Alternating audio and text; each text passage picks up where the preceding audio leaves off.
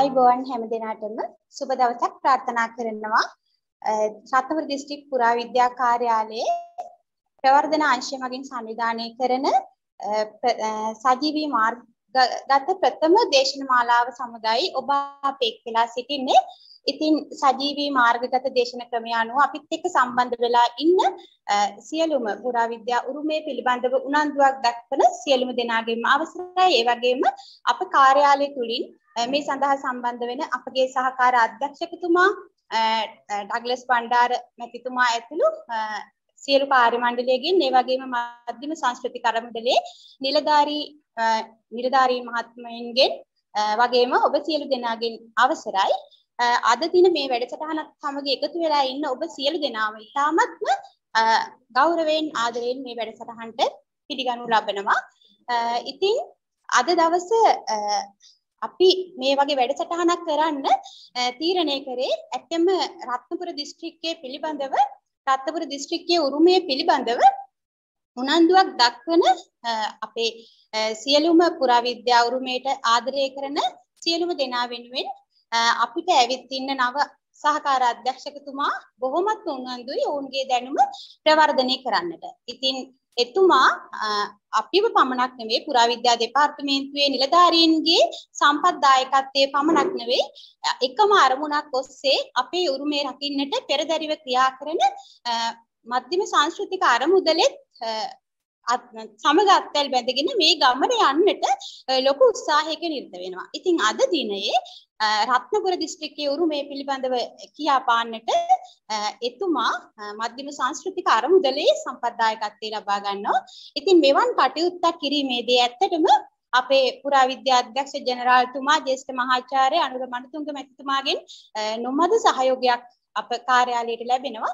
ඉතින් එතුමා අද දිනේ සම්බන්ධ වන්නට මම හිතන්නේ හිටියා. නමුත් සම්බන්ධ වීමට නොහැකි වෙලා තියෙනවා.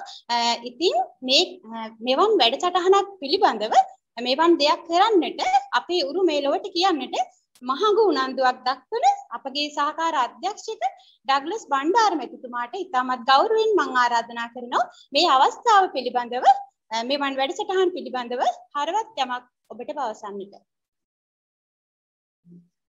බොහොමත්ම ස්තුතියි විශේෂයෙන්ම පුරාවිද්‍යා පරීක්ෂණ නිලධාරී ආචාර්ය ධම්මි බණ්ඩාර මහත්මියට මේ අවස්ථාවට අපි කිව්ව සැනින්ම සම්බන්ධ වෙලා අපිට උදව් කිරීම සම්බන්ධයෙන් ඒ වගේම මගේ රත්නපුර කාර්යාලයේ ප්‍රවර්ධනාංශයේ සන්ධ්‍යා මහත්මිය ඒ වගේම අනිකුත් නිලධාරීන් මට විශාල සහයෝගයක් මේ අවස්ථාවේ ලබා දෙනවා මේ දේශනාවට සම්බන්ධ වෙලා කටයුතු කරන්න. ඒ වගේම CCF එකේ මධ්‍යම සංස්කෘතික අරමුදලේ රත්නපුර ව්‍යාපෘතියේ නිලධාරීන් අපිට හැම වෙලාවෙම සහයෝගය දක්වන විශේෂයෙන්ම මම රත්නපුර පළාත් කාර්යාලයේ බාරගනිද්දී මගේ අරමුණ තමයි රත්නපුරේ CCF එක නැත්නම් මධ්‍යම සංස්කෘතික අරමුදල සහ පුරාවිද්‍යාව කියලා දෙකක් නෙවෙයි අපි එකට යන ආයතන දෙකක් විදිහට කටයුතු කරමුයි කියලා. ඒකේ ඒ අනුව අපි වැඩමුළුවක් සංවිධානය කරා මිදිහත. ඒක ඉතාම සාර්ථක ප්‍රතිඵල ලබා ගන්න පුළුවන් වුණා. ඉතින් අපි දිගටම මේ ගමන යනවා. මාසිකව අපි මේ Zoom තාක්ෂණය ඔස්සේ මේ වැඩසටහන ක්‍රියාත්මක කරන්න විශේෂයෙන්ම අපේ පුරාවිද්‍යා අධ්‍යක්ෂ ජෙනරාල්තුමන් ජ්‍යෙෂ්ඨ මහාචාර්ය අනුර මණතුංග මැතිතුමන්ට මම මේ සියලු දේවල් ප්‍රකාශ කර සිටියා. එතුමාගේ සහයෝගය අපිට ලැබෙනවා. ඉතින් කල් වේලා යන නිසා රත්නපුර දිස්ත්‍රික්කයේ පුරාවිද්‍යා උරුමය ගැන විශේෂ අවධානයක් සහ විශේෂ උනන්දුවක් විශේෂ ආදරයක් දක්වන පුරාවිද්‍යා පිළිබඳ විශේෂ වේදී MW ඉන්දික මහත්මයාට මම ඉතා ගෞරවයෙන් ආරාධනය කර සිටිනවා එතුමාගේ දේශනය පවත්වන නිසා.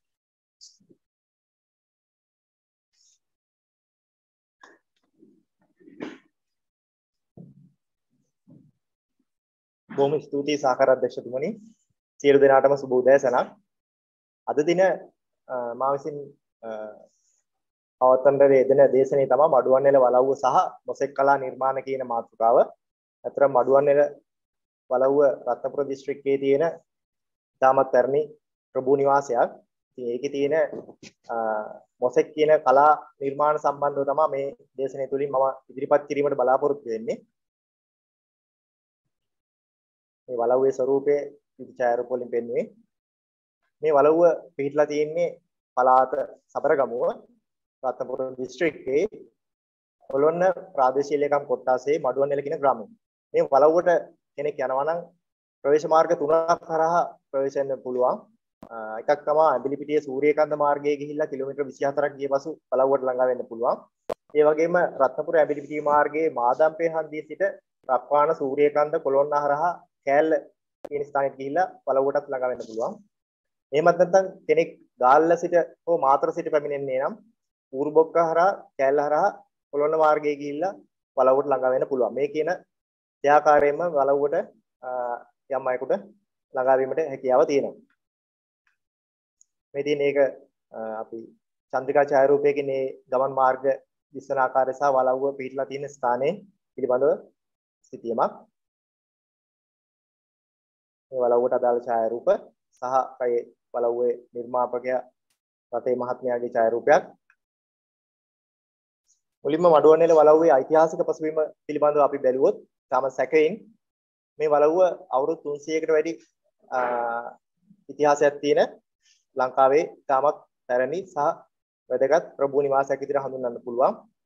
මේකේ ආරම්භය ගත්තාම දෙවන විමල ධර්ම සූරිය රාජ්‍ය සමයට කියන්නේ 17 වෙනි සියවසේ හිටපු මහා මොහොට්ටාල කියන පුද්ගලයා තමයි මඩුවන්නෙල වලව්ව මුලින්ම නිර්මාණය කළ බවට ඉතිහාසයේ සඳහන් වෙන්නේ.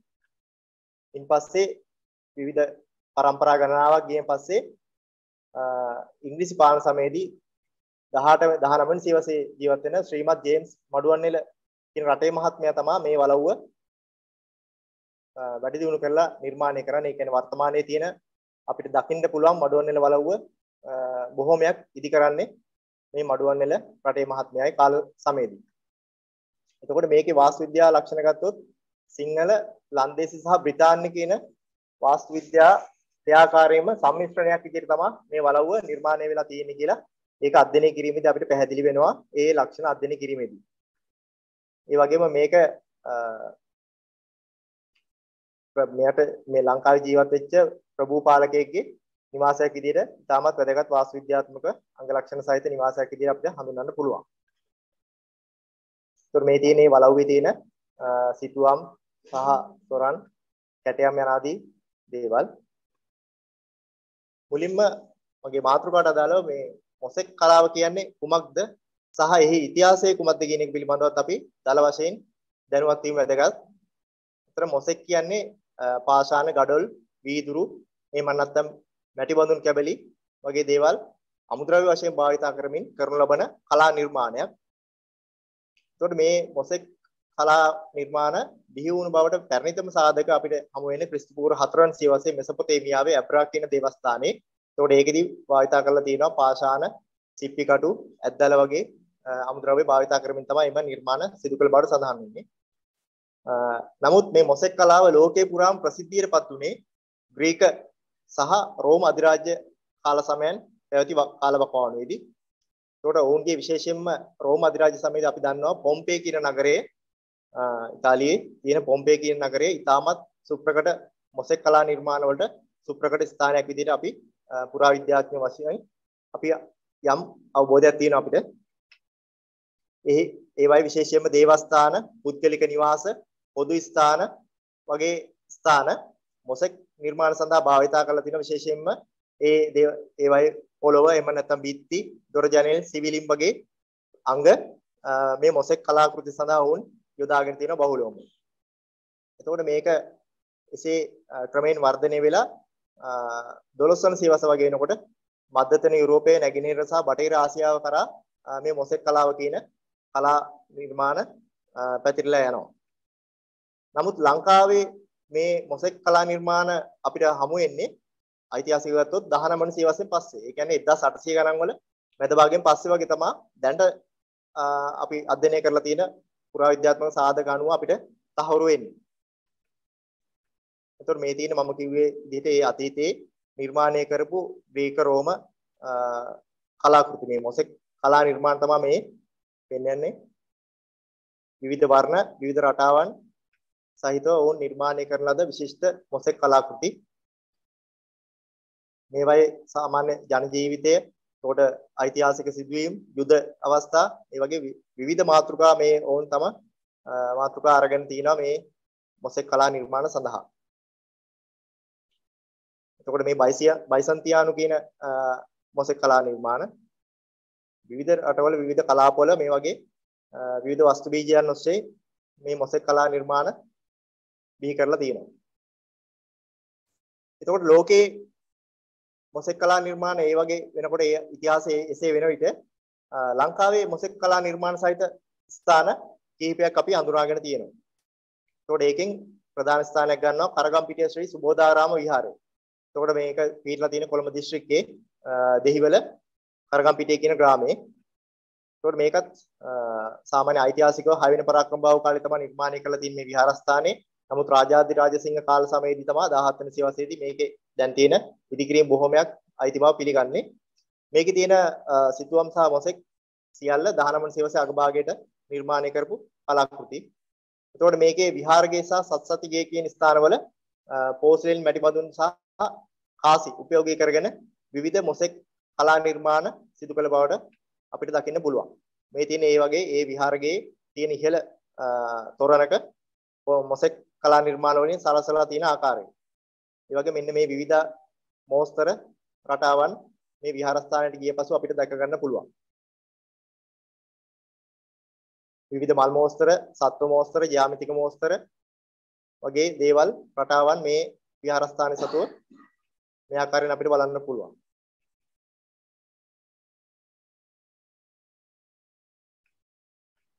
ඒ වගේම තවත් ස්ථානයක් තමයි රාංකොත් විහාරය.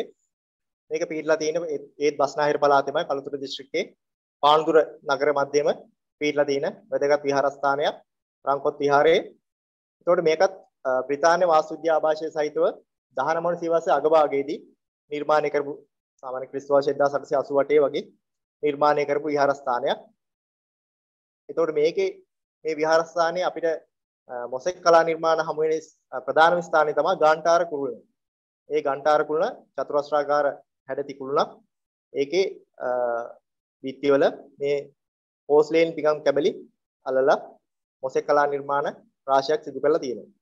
මේ තියෙන ගාන්ටාර කුළුණ විහාරස්ථාන ප්‍රවේශන ස්ථානයේම නිර්මාණය කරලා තියෙන මේ ගාන්ටාර කුළුණ අලංකාර කිරීමට මේ මොසෙක් කලා නිර්මාණ මේ විදිහට භාවිතා කරලා තියෙනවා. ඒ වගේම වැලිවත්ත විජයානන්ද විහාරය කියන්නේ දකුණු පළාතේ කියන්නේ ගාල්ල දිස්ත්‍රික්කයේ වැලිවත්ත ග්‍රාමයේ තියෙන තවත් බ්‍රිතාන්‍ය වාස්තුවිද්‍යා ලක්ෂණ සහිත 19 වන සියවසේ අගභාගයේදීම නිර්මාණය කරන ලද විහාරස්ථානයක්. මේ විහාරස්ථානයේ එතකොට ඒකෙත් පෝස්ලේන් මැටි බඳුන් කැබලි අනුසාරයෙන්ම තමයි මේ මොසෙක් කලා නිර්මාණ කරලා තියෙන්නේ. එතකොට මේ නිර්මාණ හමු වන ප්‍රධාන වශයෙන් ස්ථාන වශයෙන් ප්‍රධාන වාහල් කඩ, එතකොට චෛත්‍ය කොත්කැරලි සහ චෛත්‍ය මළුවේ කියන ස්ථානවල මේ මොසෙක් කලා නිර්මාණ දකින්න පුළුවන්. මෙන්න මේ විදිහට චෛත්‍යයේ කොත්කැරැල්ල වුණ අලංකාර කරලා තියෙන මේ මොසෙක් කලා නිර්මාණ වලින්. ඒ වගේ මේ විහාරයට ප්‍රවේශ වෙන මේ තොරණ ඒකත් අලංකාර කරලා තියෙනවා. සහ මේ චෛත්‍ය මළුවේ මේ ආකාරයෙන් මෝස්තර රටාවන් සහිතව මොසෙක් කලා නිර්මාණ සහිතව අලංකාර කරලා තියෙනවා. ඒ වගේම අපි කවුරුත් ගොඩක් ලංකාවේ සුප්‍රකට තවත් පැරණි මන්දිරයක් තමයි රිච්මන්ඩ් මන්දිරය. එතකොට මේකත් ප්‍රභූ නිවාසයක් විදිහට වැදගත් ස්ථානයක්. බස්නාහිර පළාතේම කල්තොර දිස්ත්‍රික්කයේ පළාතොර කියන ග්‍රාමයේ පිහිටලා තියෙන මේ රිච්මන්ඩ් මන්දිරය. එතකොට මේකත් බ්‍රිතාන්‍ය වාස්තුවිද්‍යා අංග ලක්ෂණ සහිතව නිර්මාණය කරන ලද විශාල නිවාසයක්. එතකොට ඩොන් සිල්වා විජේසිංහ සිරිවර්ධන කියන මුදලිතුමා තමයි මේක නිර්මාණය කළා කියලා සඳහන් වෙන්නේ. ඒතකොට කාමර 7ක් ඉහළ මාලේ සහ පහළ මාලේ කාමර විශාල ප්‍රමාණයක්, පෝටිකෝ, බැල්කනි, උත්සව ශාලා, නෘත්‍ය ශාලා යනාදී විවිධ අංගයන්ගෙන් නිර්මාණය කරපු විශාල මන්දිරයක්.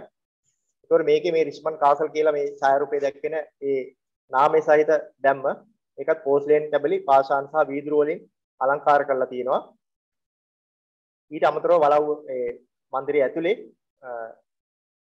ජනේල වර්ණවත් වීදුරු ස්ටේන් ග්ලාස් කියලා තියෙනවා. ඒතකොට ඒ ස්ටේන් ග්ලාස් වලින් වර්ණවත් කරලා තියෙනවා. මිදි පොකුරු සහ මිදිවැල් වගේ දේවල් මෝස්තර රටාවන්ගේ. මේ තින්නේ රිච්මන්ඩ් කාසල් මන්දිරය. ඒතර මෙන්න මේ ආකාරයෙන් ඒ ජනේල වීදුරු මොසෙක් වලින් රටාවන්ගෙන් අලංකාර කරලා තිනවා. ඒ වගේම පැරණි කච්චේරි ගොඩනැගිල්ල. ඒ කියන්නේ යාපනයේ තියෙනවා පැරණි කච්චේරි ගොඩනැගිල්ල. බ්‍රිතාන්‍ය පාලන සමයේදීම නිර්මාණය කරපු මේ යාපනයේ පිටලා තියෙන යාපන නගර මැදයේම තියෙන පැරණි කච්චේරි ගොඩනැගිල්ල. මේකෙත් අපි අධ්‍යයනය කරාම අපිට සොයා ගන්න පුළුවන් පෝස්ලේන් පැටිබඳුන් කැබලි වල අනුසාරයෙන්ම එහි අභ්‍යන්තර පොළව මොසෙක් කලා නිර්මාණයන්ගෙන් අලංකාර කරලා තියෙන ආකාරය. මේ තියෙන ඡායාරූපයක් ඒ ස්ථානයේ. ඒතර පේනවා ඇති මේ පියන් කටු වලින් සරසලා තියෙන ආකාරය.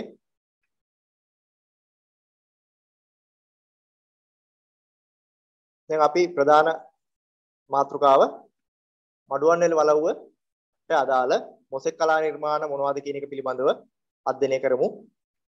එතකොට මුලින්ම මේ මඩුවන්වැල වලව්වේ තියෙන මොසෙක් කලා නිර්මාණ අවස්ථා තුනකදී අධ්‍යයනය කරාම අපිට හොයාගන්න පුළුවන් අවස්ථා තුනකදී මේවා නිර්මාණය කරලා තියෙනවා කියලා විශ්ලේෂණය කිරීමේදී තහවුරු කරගන්න පුළුවන්.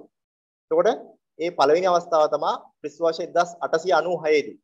තමා මුලින්ම මේ මොසෙක් කලා නිර්මාණ වලව් ආශ්‍රිතව නිර්මාණය කරා කියලා අපිට ඒ තියෙන සාධක අනුව තහවුරු වෙන්නේ.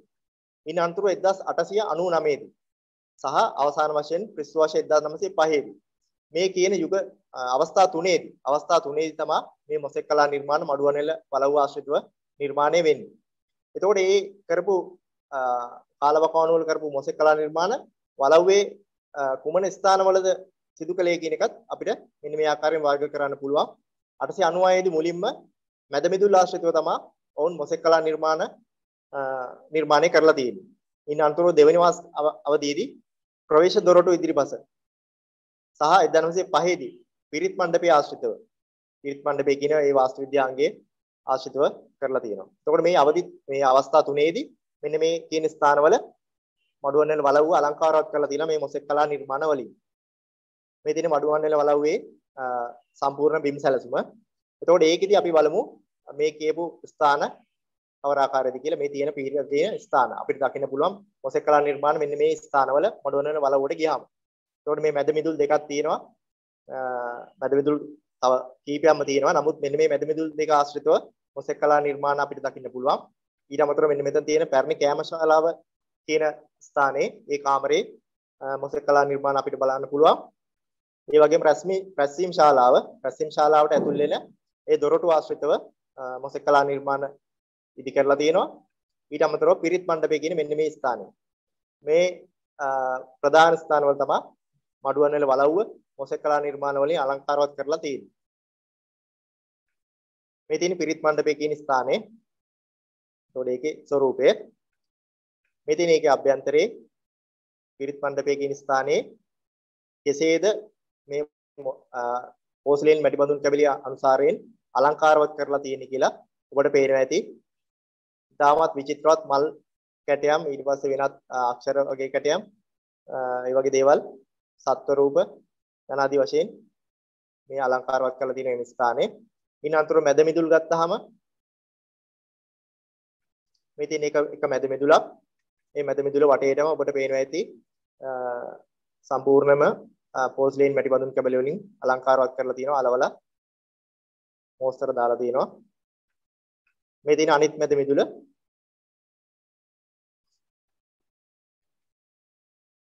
එතකොට කාමර ඇතුළත ගත්තාම වලවේ මම කිව්වා පැරණි කෑම ශාලාව.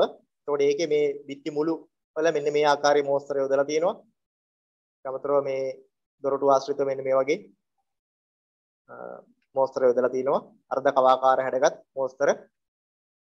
ඒ වගේම දොරටු ඉදිරිපස වලව්වේ දොරටු ඉදිරිපස මෙන්න මේ ආකාරයට ඒ ප්‍රවේශ දොරටු ඉදිරිපස මෝස්තර යෙදීමට රටේ මහත්මයා විසින් පියවර අරගෙන තිනවා.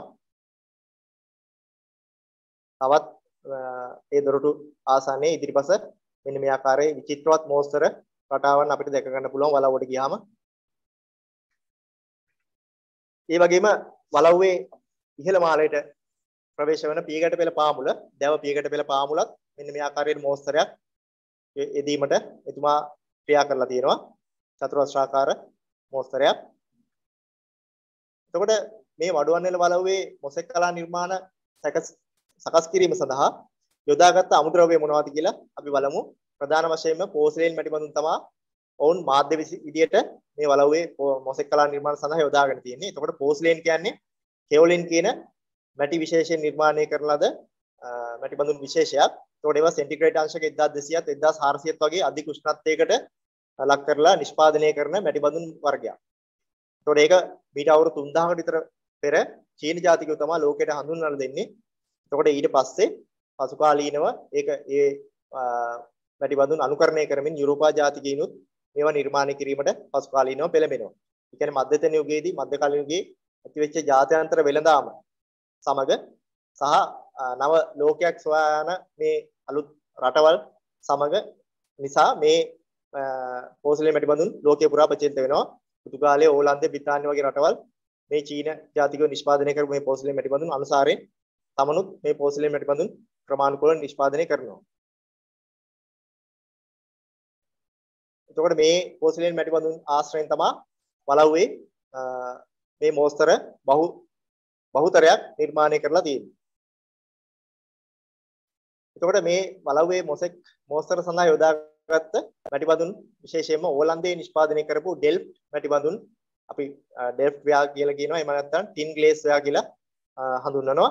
එතකොට මේ මැටි බඳුන් විශේෂ බහුලව භාවිත කරලා තිනවා. ඊට අමතරව බ්‍රිතාන්‍යයේ නිෂ්පාදනය කරන ලද නිල් සහ සුදු මැටි බඳුන්. ඒ කියන්නේ අපි කියනවා ඒක සාමාන්‍ය මැටි බඳුන් විශ්ලේෂණය කරනකොට blue and white glaze ව්‍යා කියලා. එතකොට එන්නේ දෙවර්ගයේ බහුලවම මේ මෝස්තර සඳහා යොදාගෙන තියෙනවා. මොකද මේවායේ තියෙන විශේෂයෙන්ම වුන් ගන්න ඇත්තේ මේවායේ තියෙන වර්ණ, ඒ අලංකාරවත් රටාවන් යනාදී සාධක ඉවහල් කරගෙන තමයි මේ වලව්වේ මෝස්තර සඳහා මෙවැනි මැටි බඳුන් භාවිතා කරන්නට ඇත්තේ. මේ තියෙන්නේ ඕලන්දේ සහ බ්‍රිතාන්‍යයේ පෝස්ලේන් වලට සාධක කීපයක්. එතකොට මේ ඊට අමතරව මඩුවන්නෙල වලව්වේ වෙනම වලව්වටම වෙනම මැටි බඳුන් නිෂ්පාදනය කර බවට මෙන්න මේ සාධකේ හොඳ උදාහරණයක්. එතකොට මේකේ පේනවා ඇති මඩුවන්නෙල වලව්ව කියලා ඒ ගෝණෙක්ගේ මේ හිස සහිත ලාංඡනයේ නිර්මාණය කරපු පෝස්ලේන් මැටි බඳුන් වෙනම වලව්වෙන් හම්බෙලා තිනවා. ඒවා එංගලන්තයට යවලා නිෂ්පාදනය කරලා වලව්වට ගෙන්නගත්ත මැටි බඳුන් විදියට අඳුරගෙන තියෙනවා. ඊට අමතරව මේවා මේ මැටි බඳුන් විශාල ප්‍රමාණයක් මේ මෝස්තර ආශ්‍රයෙන් අපිට හමු වෙනවා. ඒතකොට මේවා නිෂ්පාදනය කරපු රට හෝ එහෙම නැත්නම් ආයතනය කුමක්ද කියන එක අපි සොයා බැලීම යුතු කාරණයක්. ඒතකොට මේ පිළිබඳව විශ්ලේෂණය කිරීමේදී මේ කැබලි ආශ්‍රයෙන් අපිට මෙන්න මේ වගේ ලාංඡන සහිත මැටි බඳුන් හම්බ වෙනවා. මුලින්ම අපිට ඒ වගේ හම්බ වෙනවා ජර්මනිය. මේ තියෙන මේ පේනවා ඇති මේ ලාංඡනයේ මේඩ් ඉන් ජර්මන් කියලා සඳහන් කරලා තියෙනවා. එතකොට මේවා විශේෂයෙන්ම පිඟන් හෝ වෙනත් මැටි වාදන, ඒ කියන්නේ පෝස්ලේන් මැටි වාදන වල විශේෂයෙන් පිඟන් තමයි මේ සඳහා භාවිත කරලා තියෙන්නේ. එතකොට ඒවයේ පිටපැත්තේ යට පතුල යට සඳහන් කරලා තියෙන මෙන්න මේ ලාංඡන. ඒ ලාංඡනය සඳහන් වෙනවා ඒ මැටි වාදනයේ නිෂ්පාදනය කරපු රට හෝ ආයතනයේ පිළිබඳව සැලකුණු. එතකොට ඊට අමතරව දෙයක් කියන්න ඕනේ මේ හැම ඡායාරූපයකම මඩුවන්නෙල වලව්වට අදාළව ඡායාරූප වලට මම MW කියලා කේතයක් යොදලා තියෙනවා. කේත නාමයක්. ඒකෙන් මඩුවන්නෙල වලව්ව කියන එක සංකේතවත් කරනවා. ඒ මොකද තවත් වෙනත් ඒහා සමාන පෝස්ලේන් මැටි බඳුන් සමග මම මේක සංසන්දනය කරනකොට යම් පටලැවීමක් සිදු විය හැකි නිසා ඒ ස්ථාන වලට මම MW කියලා මඩුවන්නෙල වලව්වට අදාළ මැටි බඳුන් නම් කරලා තියෙනවා. ඒතර මේ තවත් ජර්මනියෙන් නිෂ්පාදනය කරපු මැටි බඳුන් කැවැල්ලක්. ඒතකොට මේ පේනවා ඇති මේ පෝස්ලේන් මේ ආශ්‍රිතව මේ වගේ ජර්මනියේ නිෂ්පාදනය කරපු පෝස්ලේන් මැටි බඳුනුත් මේ වලව්වට යොදාගත් බවට මේක හොඳ සාධකයක්. ඒ වගේම අපි බැලුවොත් ඕලන්දේ ප්‍රධාන වශයෙන්ම මම කලින් කිව්වා ඕලන්දයෙන් ආනයනය කරන ලද මැටි භාජන පෝස්ලේන් මැටි බඳුන් වලව්වේ මොසෙක් කලා නිර්මාණ සඳහා යොදාගෙන තියෙනවා. මේ තියෙන්නේ ඒකට තියෙන සාධක කීපයක් මම මේ පෙන්නන්නේ. එතකොට මේ පේනවා ඇති දෙපයින් සිටගත් සිංහයෙක්ගේ ලාංඡනය සහිත කොටසක් තියෙනවා. එතකොට මේ ලාංඡනය අපි බැලුවොත් විශේෂයෙන් මෙන්න මේ ලාංඡනය. එතකොට මේ මොකක්ද කියන එක බැලුවොත් මේ පේනවා ඇති යටින් මාස්ට්‍රික්ට් කියලා නාමයක් සඳහන් වෙනවා. මාස්ට්‍රික්ට් කියන එක අපි සොයලා බැලුවොත් ක්‍රිස්තු වර්ෂ 1836 දී ඕලන්දයේ ආරම්භ කරන ලද පෝස්ලේන් මැටි බඳුන් නිෂ්පාදනය සඳහා ආරම්භ කරන ලද ආයතනයක්. ඒක ඉතාමත් ඉහළ ගණනේ පෝස්ලේන් මැටිබඳුන් නිෂ්පාදනය කරලා ඕලන්දේ එක් ආයතනයක් විදිහට අපි හඳුනා ගන්න තියෙනවා. ඊට අමතරව මෙන්න මේ තවත් මැස්ට්‍රික් ඒ ආයතනයේම නිර්මාණය කරලා තවත් මැටිබඳුන් විශේෂයක් සහ මැටිබඳුන් ලාංඡනයක් තමයි මේ තියෙන්නේ. ඒක අපි දන්න අර ඊජිප්තුවේ තියෙන ස්පිනික්ස් රූපය හා සමාන ස්වරූපයක් තමයි මේ ලාංඡනයට යොදලා තියෙන්නේ. ඊට අමතරව තවත් හස්තියගේ ඡායාරූප රේඛා සිතුවමක් සහිත ලාංඡනයක් අපිට මෙන්න මේ ආකාරයෙන් දකින්න පුළුවන් වලව් ආශ්‍රිතව. එතකොට මේ විවිධ මැටිබඳුන් යොදාගෙන තියෙනවා ඕලන්දයෙන් නිෂ්පාදනය කරන ලද. ඊට අමතරව ප්‍රධාන වශයෙන් තවත් එංගලන්තයෙන් නිර්මාණය කරන ලද මැටි වාදන කීපයක්ම ලාංඡන කීපයක්ම අපිට හමු වෙනවා වලව්වේ අධ්‍යයනය කරනකොට මේ මොසෙක් කලා නිර්මාණ මෙන්න මේ ආකාරයට.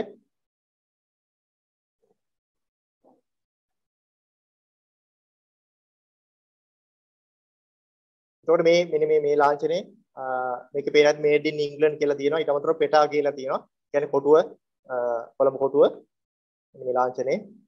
එතකොට මේ ලාංඡනේ තමයි මේ තියෙන සම්පූර්ණ ලාංඡනේ. එතකොට පේනවා ඇති ඒකේ යටින් කොළඹෝ කියලා තියෙනවා. එතකොට කොළඹ කොටුවෙන් තමයි මේවා මම හිතන්නේ බෙදා හැරීම සිදු කරන්නට ඇත්තේ.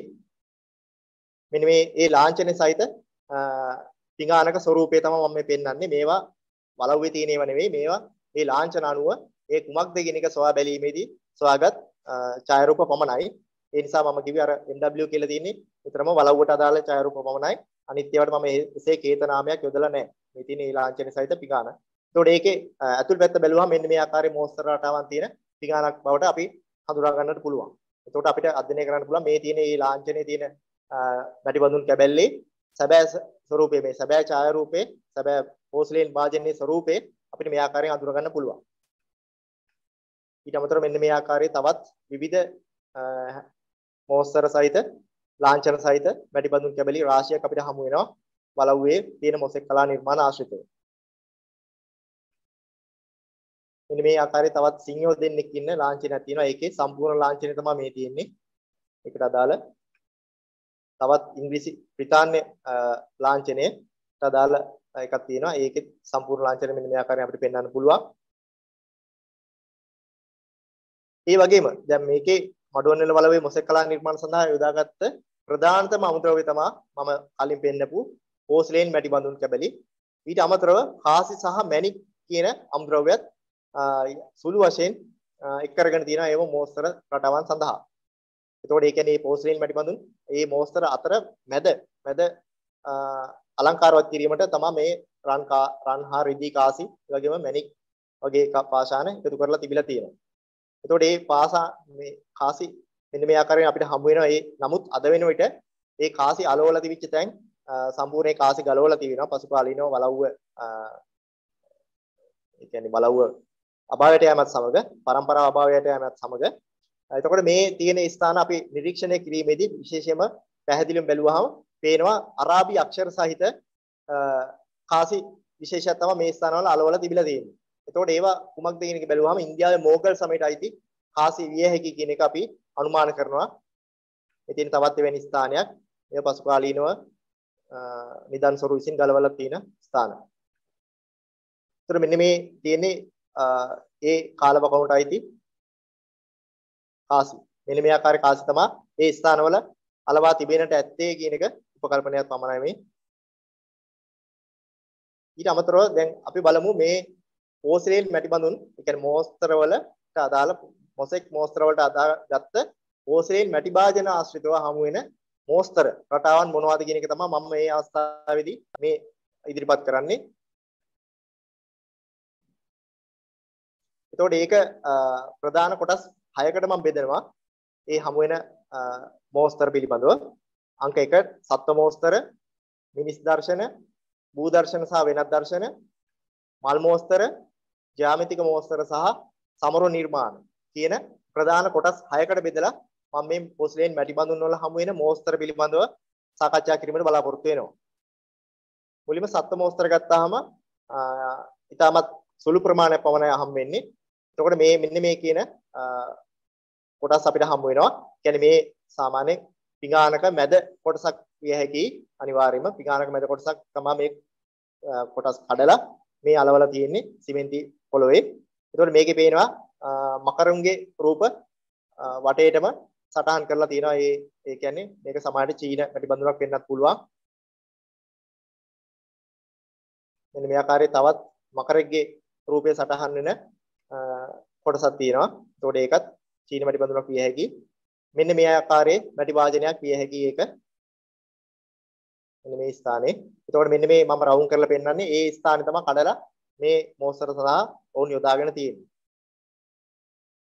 ඊට අමතරව මම දෙවෙනි එකට කිව්වේ මිනිස් දර්ශන.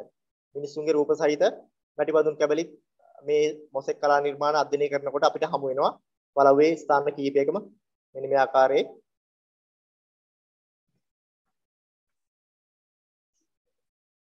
එතකොට මේ ඡායාරූපය සහ ඒකට අදාළ තවත් පැහැදිලි වීම සඳහා කරන ලද රේඛා සිතියම රේඛා සැලසුමක් තමයි මේ මම ඉදිරිපත් කරන්නේ ඡායාරූපය සමග. දැන් තවදුරටත් රූපේ ඡායාරූපේ පැහැදිලි වීම සඳහා.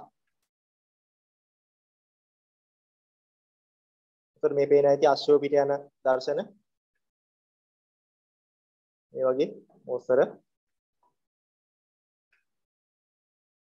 විවිධාකාර මිනිස්ගේ ඒ ස්වරූපයන් දැක්කෙන මැටිබඳුන් කැබලි තාමත් කුඩා කැබලි අපිට හමු වෙනවා මේ වලව්වේ.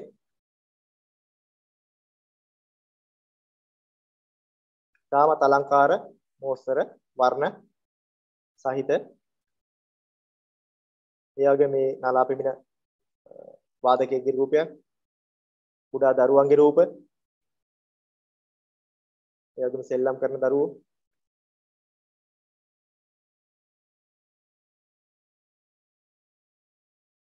තුන්වෙනි එක භූ දර්ශන සහ වෙනත් දර්ශන.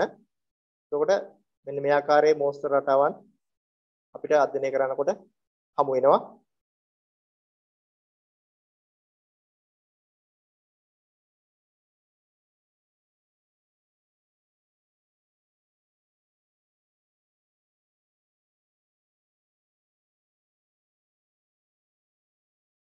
විවිධ වර්ණ තියෙනවා, විවිධ හැඩතල තියෙනවා. එකම පිඟානෙත් විවිධ වර්ණ සහිතව උන් නිර්මාණය කරලා තියෙනවා. ඒ වගේ මෙන්න මේකත් විශේෂයි මේ රුවල් නැවක් සහිත මෙන්න මේ කොටස අපිට හමු වෙනවා වලව්වේ. මේ වර්ණ සහිතව මේකේ රේඛා සැලසුම. එතකොට මේ මැටි භාජනයේ කුමක්ද කියන එක සොයා බැලුවා මෙන්න මේ ආකාරයේ පිඟානක් තමයි පෝස්ලේන් පිඟානක් තමයි අපිට හමු වෙන්නේ. එතකොට ඒකේ මැද්දේ මෙන්න මේ කොටස තමයි කඩලා මේ මඩුවන්වල වලවේ මොසොක් කලා මෝස්තර සඳහා යොදාගෙන තියෙන්නේ. එතකොට මේ අලු පැහැති පිඟානට අමතරව තවත් මෙන්න මේ විවිධ වර්ණ වෙනස්කම් සහිත මැටි භාජන නිර්මාණය කරලා තියෙන එකෙන් පේනවා ඇති වෘත්තාකාර වගේම ඕවලාකාර හැඩතල සහිත පෝස්ලේන් මැටි බඳුන් නිර්මාණය කරලා තියෙනවා මේ මෝස්තරයේ සහිතව. ඒ වගේම තවත් ප්‍රසිද්ධ පෝස්ලේන් මැටි භාජනයක් මේක බහුලව හමු වෙනවා. එතකොට ඒකේ තියෙන මෝස්තර මෙන්න මේ ආකාරයෙන් අපිට හමු වෙනවා වලව්වේ. එතකොට ඒකට අදාළ සම්පූර්ණ මැටි භාජනයක් තමයි මේ තියෙන්නේ. මේවා විශේෂයෙන්ම අපිට පැරණි විහාරස්ථාන වලට ගියොත් ඕනි තරම් අපිට මේ වගේ එකතු කරලා තියෙන විහාරස්ථාන අපිට හමු වෙනවා. ඒ ස්ථාන වලින් තමයි මේ සාධක මම සොයාගත්තේ. එතකොට මේ පේනවා ඇති මේ පක්ෂීන්ගේ රූප එහෙම කොයි ස්ථාන වලින්ද කඩලා මේ මෝස්තර සඳහා යොදාගෙන තියෙන්නේ කියන එක මේ ස්ථානේ පෙන්වන්නේ. ඒ වගේ මල් මෝස්තර ගත්තාම මෙන්න මේ ආකාරයේ විවිධ රටාවන් සහිත වර්ණ සහිත අලංකාර මල් මෝස්තර අපිට හමු වෙනවා වලව්වේ තියෙන මේ මොසෙක් මෝස්තර වලින්.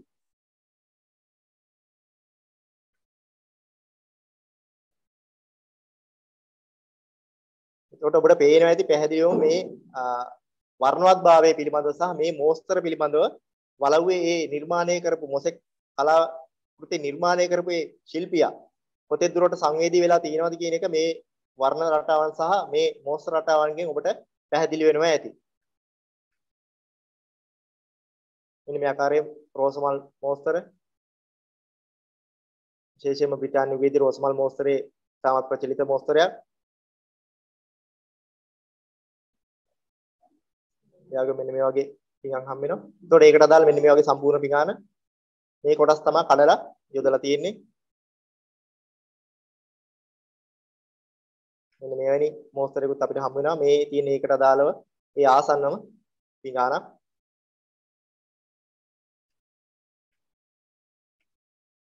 නිල් පැහැති ජ්‍යාමිතික මෝස්තරය සහිත මේ පිඟාන මල් මෝස්තරේ. එතකොට ඒකේ පේන ඇති මේ පිඟානේ මැද්දේ තමයි මේ මෝස්තරේ තියෙන්නේ. එතකොට ඒකත් ඕන් යොදාගෙන තිනවා අලංකාරවත් කිරීමට වලව්ව. මෙන්න මේ ආකාරයේ රෝස මල් මෝස්තර සහිත පක්ෂින්ගේ සහිත මෝස්තරයක් හමු වෙනවා. එතකොට ඒකේ පේන ඇති කොළ පාට සහ රෝස පාට කියන වර්ණ දෙකකින් මේ හමු වෙන වලව්ව ආශ්‍රිතව මොසෙක් කලා නිර්මාණ ආශ්‍රිතව. එතකොට ඒකේ සම්පූර්ණ පිඟානක් ගත්තොත් මෙන්න මේ ස්වරූපයයි. එතකොට ඒකේ මැද තියෙන මෝස්තරේ මෙන්න මේ විදිය. ගමතරෝ ඒකේ පිටපැත්ත සහ ඒ පිටපැත්තේ තියෙන ආයතනයේ ඒ ලාංඡනයට අදාළ ස්වරූපය. මේ තවත් මල් මෝස්තරයක්. එතකොට ඒකට අදාළ සම්පූර්ණ පිඟානක් මේ තියෙන්නේ. ඒකේ පිටපැත්ත සහ ඒ ලාංඡනය. හරි. ඒකට ජ්‍යාමිතික මෝස්තර විදිහට ගත්තොත් මෙන්න මේ ආකාරයේ මෝස්තර අපිට රටාවන් අපිට දැක ගන්න පුළුවන්.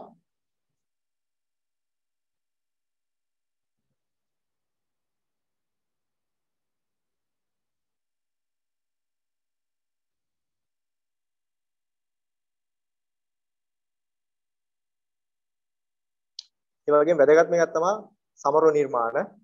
ඒකට මේ විවිධ මෝස්තර රටාවන් අතර තියෙන සමරු නිර්මාණ පිළිබඳව බැලුවොත් මෙන්න මේ ඡායාරූපය ඔබ දැකලා ඇති ගොඩක් දුරට මේ ස්ථාන මේක තමයි වික්ටෝරියා රජුගේ තියෙන මේ පෝස්ලේන් මැටිබඳුන් කැබැල්ල ගොඩක් ප්‍රසිද්ධයි.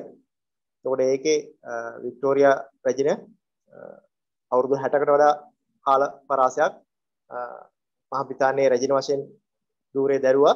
ඒතර මේ එතුමියගේ තරුණ වයසේ ගත්ත ඡායාරූපයක් තමයි මේ පෝස්ලේන් මැටි වාදනයේ ඇඳලා තියෙන්නේ. එතකොට ඒ මැටි වාදනයේ අපි සොයා බැලුවාම මෙන්න මේ ආකාර විවිධ එහා සමාන එතුමියගේ විවිධ ජීවිතේ පාලන සමයට අදාළව නිර්මාණය කරන ලද පෝස්ලේන් මැටි බඳුන් ආශ්‍රයෙන් අපිට බලා ගන්නට පුළුවන් හමු වෙනවා විවිධාකාර රූපයන් සහිත සමරු නිර්මාණ. එතකොට මේවා බොහෝ දුරට මේ පාලකයෝ අවුරුදු 25ක් අවුරුදු 50ක් තමන්ගේ පාලනය පිරීම නිමිත්තෙන් වෙන්න පුළුවන්. එහෙම නැත්නම් විවාහ මංගලෝත්සවයේ සැමරීමට වෙන්න පුළුවන්. විවිධ ආකාරයේ මේ අවස්ථාවන් සඳහා මෙවැනි පෝස්ලේන් මැටි භාජන සමරු නිර්මාණ විදියට නිකුත් කරලා තියෙනවා. එතකොට මේවැනි සමරු නිර්මාණයකින් ගත්ත කොටසක් තමයි මේ මඩුවන්නෙල වලව්වේ මොසෙක් කලා මෝස්තර අතර ඒ හමු වෙන වික්ටෝරියා රජුගේ රූපය සහිත ඒ කැබැල්ල පෝස්ලේන් කැබැල්ල. එතකොට මේ පේනවා ඇති ඒ පිඟන් වගේම කෝප්ප බව නිර්මාණය කරලා තියෙන පෝස්ලේන්. ඒ වගේම මේ ප්‍රසිද්ධ සිතුවමට අමතරව අපිට හමු වෙනා මෙන්න මේ ආකාරයේ කැබැල්ලක්. එතකොට ඒක සියුම් අධ්‍යයනය කරාම පේනවා ඒකේ ලියලා තියෙනවා පේනවා 7 වන එඩ්වඩ් රජතුමා සහ ඒ ඇලෙක්සැන්ඩ්‍රා බිසව අදාළ පෝස්ලේන් මැටිබඳුන් කැබැල්ලක්. එතකොට ඒකත් අර වික්ටෝරියා රජුගේ ඒ සිතුවම් පෝස්ලේන් මැටිබඳුන් කැබැල්ල වගේම වැදගත් පුරාවස්තුවක් විදිහට අපිට හඳුන්වන්න පුළුවන්. මේ ඉන්නේ 7 වන එඩ්වඩ් රජතුමා සහ ඇලෙක්සැන්ඩ්‍රා බිසව. එතකොට අවුරුදු 10ක් රාජ්‍ය පාලනය කරා. ඒතර මේ තියෙන මේ හමු වෙන පෝස්ලේන් මැටිබඳුන් කැබැල්ලට තාමත් සමීප සිතුවමක් සහිත පෝස්ලේන් වාදනයක්. මේ තවත් එවැනි දුමුරු පැහැ වර්ණගත් වාදනයක්. සහ මෙන්න මේ ආකාරයේ විවිධ රටාවන් සහිත වාදන හමු වෙනවා. වෘත්තාකාර වගේම මේ ඕවලාකාර වාදනක් තියෙනවා. එතකොට මේවා තමයි මේ සමරු නිර්මාණ විදියට අරගෙන මේ මොසෙක් කලා නිර්මාණ වලට අරගෙන තියෙනවා මේ වලව්ව. ඒ වගේම මේ පෝස්ලේන් මැටි වාදන වල තියෙන මේ මෝස්තර අපි දැන් මොනවද කියලා බැලුවා. ඒ වගේම මේ මෝස්තර කැබලි මේ මෝස්තර සහිත මැටිබඳුන් කැබලි උපයෝගී කරගෙන විවිධාකාර මෝස්තර රටාවන් නිර්මාණය කරලා තියෙනවා මෙන්න මේ ආකාරයෙන්. එතකොට ඒවත් මොනවද කියන එක කවර ආකාරයේද කියන එක පිළිබඳව අපි අධ්‍යයනය කරලා බලමු. එතකොට ඒවා ප්‍රධාන වශයෙන් කොටස් 4ක් යටතේ මම සාකච්ඡා කිරීමට බලාපොරොත්තු වෙනවා. ඒවත් සත්ව මෝස්තර, අක්ෂර සහ ඉලක්කම්, ද්‍රව්‍යාත්මක නිර්මාණ සහ ජ්‍යාමිතික මෝස්තර කියන 4 යටතේ සාකච්ඡා කිරීමට බලාපොරොත්තු වෙනවා. මුලින්ම සත්ව මෝස්තර ගත්තාම ඇතුන්ගේ රූප ස්ථාන දෙකක විතර හම් වෙනවා අපිට මෙන්න මේ ආකාරයේ ඇතුන්ගේ දල සහිත ඇතුන්ගේ නිර්මාණ අරගෙන තියෙනවා. ඒ කියන්නේ පේනවා ඇති ඔබට පේනවා ඇති ඒ පෝස්ලින් මැඩබදු කුඩා කැබිලි වලට කඩලා ඒ වර්ණ ගැලපීමෙන් සහ ඒ සංරචනයේ කවර ආකාරයෙන් සිදු කරලා තියෙනවද කියන එක පේනවා ඇති. එතකොට මේ වලව්වේ අපිට හමු වෙන මේ ඇත් රූප පිළිබඳව අපි තවදුරටත් අධ්‍යයනය කරොත් එතකොට විශේෂයෙන්ම අපි දන්නවා මඩුවන්නෙල රටේ මහත්මයා ඉතාමත් ප්‍රසිද්ධයි ඇත්ගාල් පැවැත්වීමට. ලංකාවේ ප්‍රසිද්ධ ඇත්ගාල් හිමිකරුවෙක් සහ ඇත්ගාල් පවත්වාගෙන ගිය ප්‍රාදේශීය පාලකයෙක්. එතකොට මේ අපි දන්නා පනාමුරේ ඇත්ගාල ගත්තාම ඉතාමත් ප්‍රසිද්ධ ලංකාවේ ප්‍රසිද්ධම ඇත්ගාල පවත්වාගෙන ගියේ මෙතුමා. එතකොට ඒ ඇතුන් හා සම්බන්ධ ඒ සඳහා තමයි ඒවා නිරූපණය කිරීමට තමයි මේ වලව්වේ මේ අස්ති රූප නිර්මාණය කරන්න ඇත්තේ කියන එක අපිට උපකල්පනය කරන්න පුළුවන්. ඒ වගේම මේ පේනවා තවත් ඒ පනාමුරු ඇත්ගාලට අදාළ සිතුවම් මේ පීපී ආචාර්ය පීපී ධර්ණිකල මැතිතුමා තමයි මේ සිතුවම් ඇඳලා තියෙන්නේ පනාමුරු ඇත්ගාලේ. එතකොට මේ මෙන්න මේ සඳකඩ පහන වලව්වට යනකොට අපිට පේනවා වලව්වේ ප්‍රවේශ වෙන එක් දොරටුවක මෙන්න මේ වැනි සඳකඩ පහනක් තියෙන. ඒකෙත් පේන්නේ ඒ ඇත්ගාල් වලට අදාළ ඇත්බොහෝ දෙන්නෙක් සහිත ඒ ඇත් රූප දෙකක්. එතකොට ඒකිනුත් නිරූපණය කරලා තියෙන මේ ඇත්ගාල් සංකල්පය කියන එක අපිට පැහැදිලියි. ඊට අමතරව මෙන්න මේ ස්වරූපයේ සහිත ඇත්තුන්ගේ රූප දෙකක් තවත් රූප දෙකක් අපිට වලව්වේ පිරිත් මණ්ඩපයේ කියන ස්ථානයෙන් අපිට හමු වෙනවා. එතකොට ඔබට පේනවා ඇති පැහැදිලිව මේ ඇතාට යටින් යම් සටහනක් තියෙනවා. එතකොට ඒක කුමක්ද කියන එක අධ්‍යයනය කරාම අපිට හොයාගන්න පුළුවන් ඉංග්‍රීසි පාලන සමයේදී විශේෂයෙන්ම ලංකාවෙන් අපනයනය කරපු භාණ්ඩයක් විදිහට අලි ඇතුන් නම් කරන්න පුළුවන්. එකල විශාල ආදායමක් ලබාගත් එක් අපනයනයක් විදිහට මේ අලි ඇතුන්ගේ වෙළඳාම හඳුන්වන්න පුළුවන්. එතකොට මේ තියෙන්නේ ඒ ඉංග්‍රීසි පාලන සමයේදී කොළඹ වරායෙන් නැව්ගත කරන ලද ඇතුන්ගේ ඡායාරූප. එතකොට මේ විශේෂයෙන්ම රටේ මහත්මයාත් ඉංග්‍රීසි පාලන සමයේට ඒ පාලන අධිකාරියට සම්බන්ධ වෙලා ඉඳපු නායකයෙක් විදිහට එතුමත් මේ ඇත්ගාල් පවත්වන ඊට අමතරව ඒ අලි ඇතුන් ඉංග්‍රීසි ආණ්ඩුවට අලෙවි කරන්නට ඇති මේ අපනයනය සඳහා. ඒ නිසා මෙවැනි රූප මොසෙක් කලා ආශ්‍රයෙන් නිර්මාණය කරන්නට ඇති කියන එක උපකල්පනය කරන්න පුළුවන්.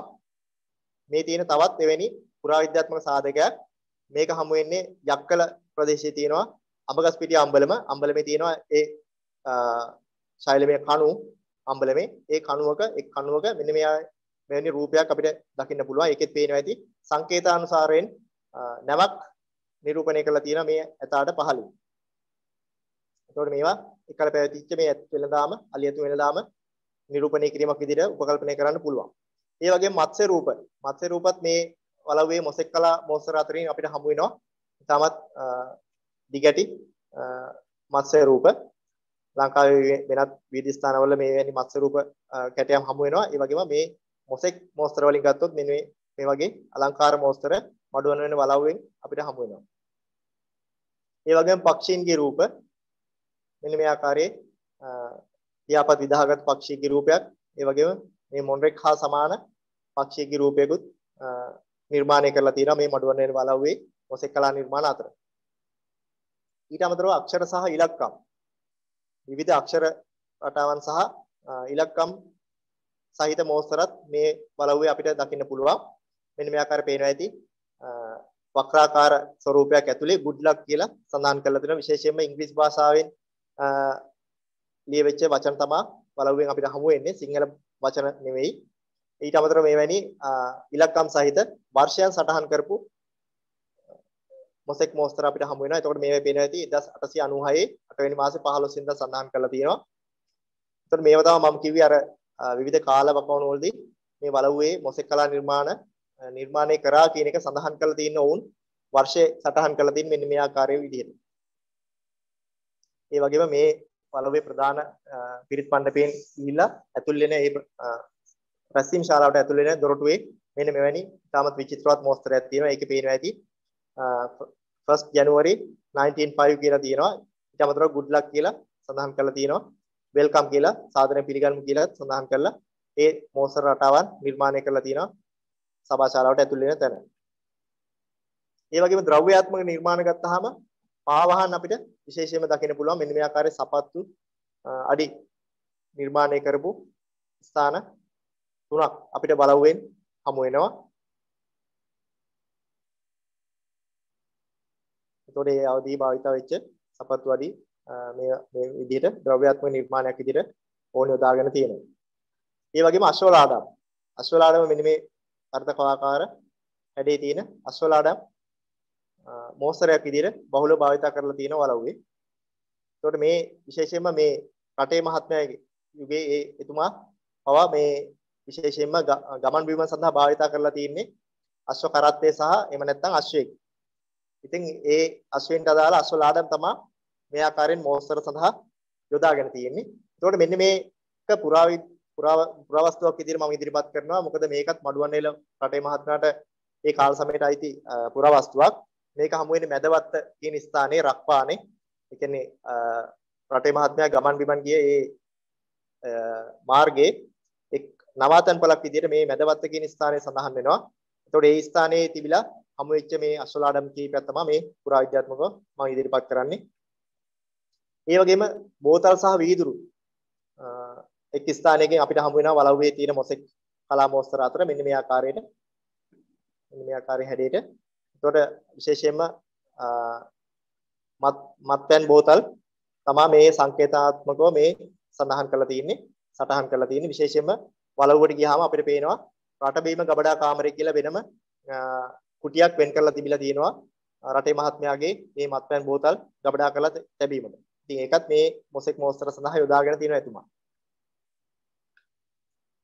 ඊට අමතරව වලව්වේ විශාල වශයෙන් හමු වෙනවා මේ වගේ එතුමා භාවිත කරපු විස්කි බෝතල්, සෝඩා බෝතල් වගේ දේවල්.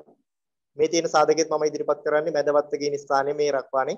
ඒකත් වලව්වට ගේන ඒ මත්පැන් බෝතල් අතර තියෙන ඒ වීදුරුවෙම නිර්මාණය කරපු මූඩියක් මැදවත්ත කියන ස්ථානයේ හමු වෙච්ච එක. ඊට අමතරව වැදගත්ම තමයි ජ්‍යාමිතික මෝස්තර. ජ්‍යාමිතික මෝස්තර ගත්තාම විශාල ප්‍රමාණයේ රටාවන් අපිට හමු වෙනවා මේ වලව්වේ තියෙන මොසෙක් මෝස්තර අතර. ගෙබිම සරසීම සඳහා මෙවැනි ජ්‍යාමිතික රටාවන් උපයෝගී කරගෙන තියෙනවා. මේ පේනවා ඇති විවිධාකාර මෝස්තර සහිත මල් මෝස්තර අනාදි වශයෙන් රටාවන් යොදාගෙන තියෙන ආකාරය.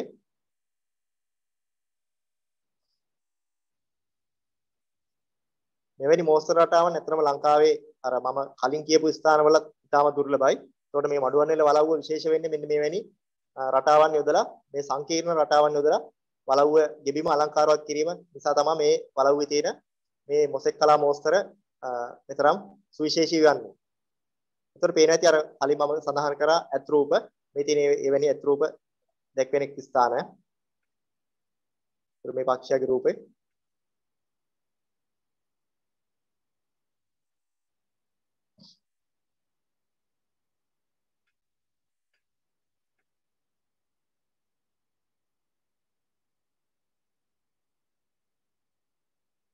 මේ ආකාර අලංකාර මෝස්තර රාශියක් අපිට වලව්වේ දකින්න පුළුවන්. විවිධ හැඩතල, විවිධ සටහන් සහිත.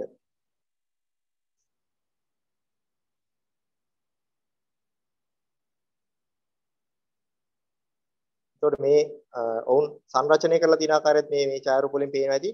බිත්ති දෙකක් එකතු වෙන ස්ථානයේ මුල්ල කොහොමද මේ මෝස්තර රටාවකට ගොනු කරගෙන තියෙන්නේ කියන එක ඔබට පැහැදිලි වෙනවා ඇති මේ ඡායාරූප අනුසාරයෙන්. එයාගේම තාරකා රටාවන් මේ දේවලුත් උපයෝගී කරගෙන තියෙනවා ගෙබිම සැරසීමට. එතකොට බැලුවොත් මෙවැනි මෝස්තර රටාවන් කොහොමද නිර්මාණය කරේ? ඇයි මොන ආభాෂයක්ද මේකට ලැබුණේ කියන එක පිළිබඳව යම් සොයා බැලීමක් කළ යුතුයි. එතකොට විශේෂයෙන්ම මේක මේ සමය වෙනකොට ඉන්දියාව සමගත් යම් සම්බන්ධතාවයක් තියෙන්නේ නැති ඊට අමතරව විශේෂයෙන්ම බ්‍රිතාන්‍ය පාලන සමයේ බ්‍රිතාන්‍ය ජාතිකයන් හරහත් මේ මෝස්තර වලව්වට එන්නේ නැටි. ඒ සම්බන්ධතාව පිළිබඳව සඳහන් කිරීමට එක් උදාහරණයක් විදිහට මම ටජ් මහල පෙන්නනවා. ඒ ටජ් මහලෙත් මෙවැනි මොසෙක් මෝස්තර රටාවන් යොදාගෙන තියෙනවා. ඒක පාෂාණ විවිධ පාෂාණ ආශ්‍රයෙන් තමයි මෙවැනි මල් මෝස්තර වගේ දේවල් යොදාගෙන තියෙන ඉන්දියාවේ ස්ථාන කීපයක විශේෂයෙන්ම සඳහන් වෙනවා කතාවක සඳහන් වෙනවා රටේ මහත්මයා ඉන්දියාවේ ගිය වෙලාවක මේ මහරජා මාලිගයකට ගිහිල්ලා දැක මොසෙක් මෝස්තර තමයි තමන්ගේ වලව්වේ නිර්මාණය කිරීමට ඔහු පෙළඹිලා තියෙන්නේ කියන එක යම් කතාවක් තියෙනවා. ඉතින් ඒක යම් සත්‍යතාවයක් තියෙන්න පුළුවන්. ඒ වගේ ඉන්දියාවේ තියෙන නිවාසවල තියෙන දේවල් ආభాෂයට ගන්නට ඇති තමන්ගේ වලව්වේ ගෙබිම අලංකාරවත් කිරීම සඳහා අපිට පේන ඇති මේ විවිධ රටාවන් සහිත මොසෙක් මෝස්තර තියෙනවා.